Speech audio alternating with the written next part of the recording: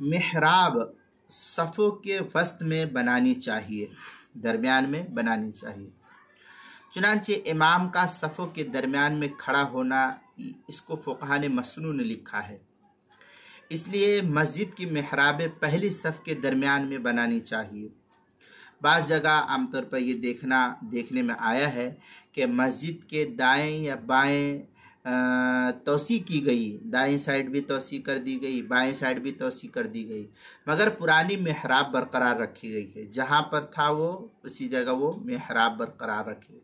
हालांकि ऐसी सूरत में मिहराब में नई बनाई हालांकि ऐसी सूरत में मिहराब नई बनानी चाहिए जो पूरी मस्जिद के बिल्कुल दरमियान में होना चाहिए, जो सेंटर जिसको कहते हैं।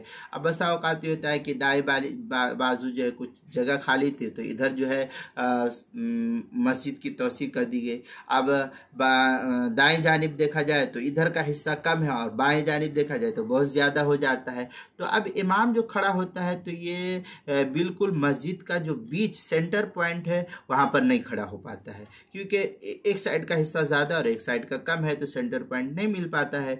इसलिए ऐसी सूरत में जिस जगह मिहराब बनी हुई है उसको तोड़ करके फिर मस्जिद के सेंटर में बनाना चाहिए, ये ज़्यादा बेहतर है। पुरानी मिहराब को तोड़ देना चाहिए। चुनांचे फतवा शाम में है क़ाल अलैहिस्सलातु वस्सलाम तवस्सतु अल इमाम वसद्दु अल खलल। इस तरीके की इबारत जो है फतवा शामी जो ज़करिया बुक डिपो देवबंद का हिंदी नुस्खा उसकी दूसरी जिल्द सफ़ा 310, किताबुल मसाइल पहली जिल्द सफ़ा 435 पर भी इसको नकल किया गया है।